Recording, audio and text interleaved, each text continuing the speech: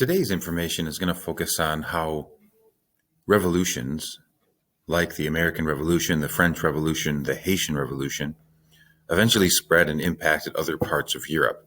And we're going to talk about revolutions that took place in the 1830s and then a host of revolutions that really failed to fully unite in 1848. A lot of these revolutions had to do with nationalism, and so that's going to be a key topic today. During this time, there were three political philosophies in Europe that were sort of clashing and rivaling each other. The first one was the conservative frame of thought. Conservatives back in this time were usually wealthy property owners and nobles, and they argued for keeping traditional monarchies of Europe going. They were in a position of power, they had wealth, everything was going well for them, so they really didn't want much change. So they wanted to conserve the status quo, or the status quo of absolute monarchy, or at least constitutional monarchy.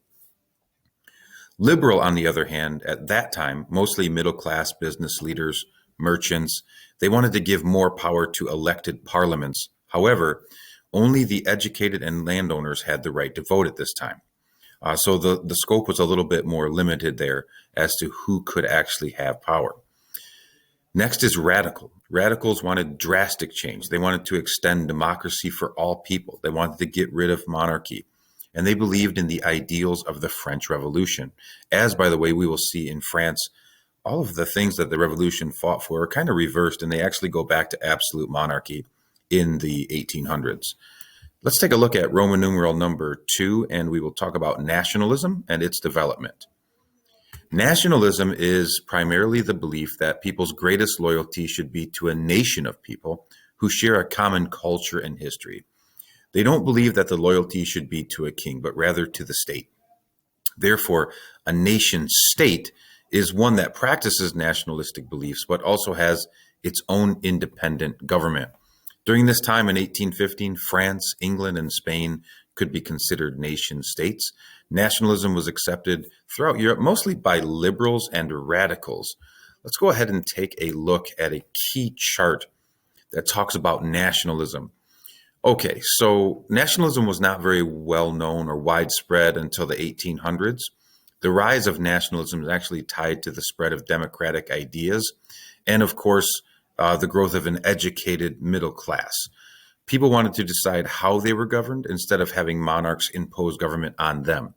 So here are bonds that create a nation state. So these are some of the cultural aspects that create nationalism: a common culture, a shared past or history, similar language, an understood territory. Okay, the homeland, the motherland, concepts like that are all nationalistic ideologies. Nationality, okay, or belief in a common ethnic background, and religion, a common religion, or at least a religion that's shared by a majority of people. These are factors that lead to nation states developing with nationalistic ideas. Now, one of the key things that you have to understand with nationalism is that there are some positive results of nationalism, and then there can be some negative results. Let's take a look at some of these bullets. Positive results could include that people within a nation overcome their differences for the common good of the country. The overthrow of colonial rule, we saw that as a positive, especially when there was oppression involved, like in Haiti. Democratic governments in nations throughout the world. So, nationalism and nationalistic uprisings lead to more democratic governments in some cases. And then you have competition among nations, which spurred technological and scientific advancements. So that competition often breeds new ideas and new inventions. Some of the negatives, though, what happens in the negative sector here is that it can force the assimilation of minority cultures into a nation's majority culture. So there's some forced assimilation that could take place. Ethnic cleansing, like we have seen in recent times in Bosnia and Herzegovina in the 1990s, where you have the government killing off minority groups or ethnicities that they don't see as part of the nation state. The rise of extreme nationalistic movements like fascism or Nazism in Italy, in Germany, so on and so forth. And competition between nations leading to war. Like we looked at the competitions over here driving new developments, but it can also lead countries who have excessive pride in their nation to go to the fullest extent of competition, which would lead to warfare. So these are some of the elements that are really important in understanding nationalism. Next, what we'll talk about is going to be Roman numeral 3. We'll take a look at some examples briefly here. I'm not giving you the whole history. I'm just giving you some basic overlay here of some of the nationalistic revolutions that took place. We'll start with Greece first. The Greeks gained independence. They were really one of the first people to win self-rule under the idea or concept of nationalism. The Greeks are from the Balkan region. Okay, this is a region that includes Greece, Albania, Bulgaria, Romania, Turkey, and also the former Yugoslavia. Okay, I made a mistake there. I will try to do my best to correct that. One of the things that one of the things that you have to understand is that the Ottoman Turks had control of Greece at this time, and also most of the rest of the Balkan region. The Greeks eventually wanted independence from the Ottomans, and this starts in 1821. In 1827, they got some help from other Christian regions like the British, the French, and even the Russians came over and defeated the Ottoman fleet at a famous battle called Navarino. In 1830, a treaty was signed that guaranteed an independent kingdom in Greece. Now, one of the questions that many students might have is, so why did these other Europeans support the Greek revolutionary movement? Why did even people in America want to support the Greek revolutionary movement if they could? Well, it's because, first of all, they have a lot of respect for the ancient Greek culture. They wanted to keep that preserved. And really, it's more religious. They don't want Muslims ruling over Christians at this time. So they want to knock out the Ottomans, who are a Muslim empire, and they want to have Greece be a free Christian nation state. Next, let's go to capital letter B. We'll talk about some uprisings in the 1830s.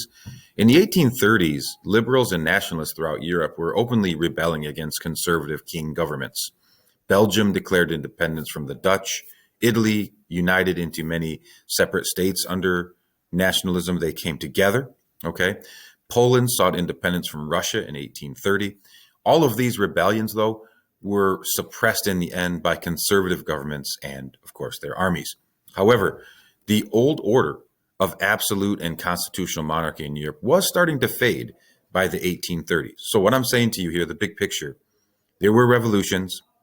Most of the governments continued to hold on to power in a conservative fashion, but you started to see that constitutional monarchy, absolute monarchy, was fading in the 1830s. Once again, though, in 1848, other revolutions failed to unite as well. Ethnic uprisings in Austria actually forced Metternich to resign.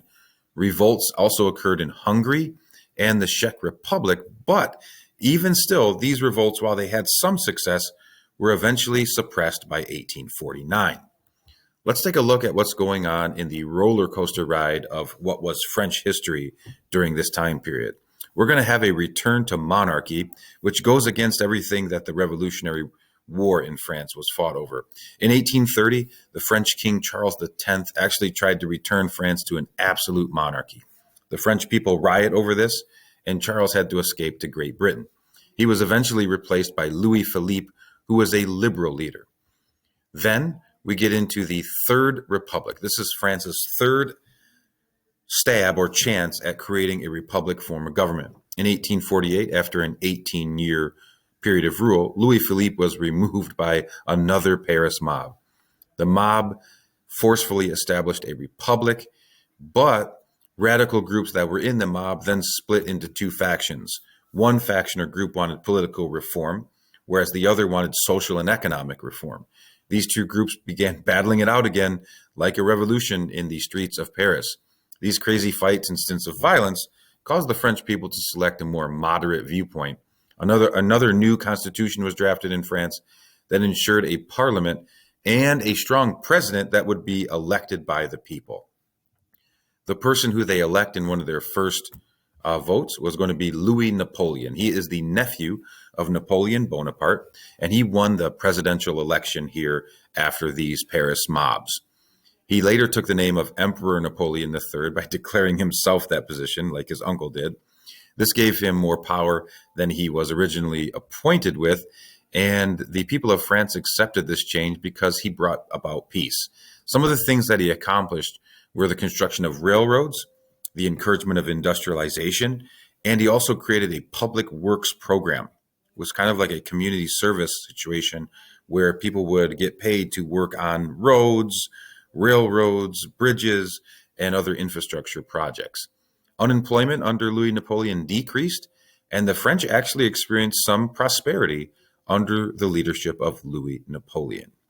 So once again, the big picture is understanding what are the different political viewpoints and philosophies of this time period, what is nationalism and what makes a nation state, and then overall some examples of how nationalistic revolutions either were successful or failed during the mid 1800s.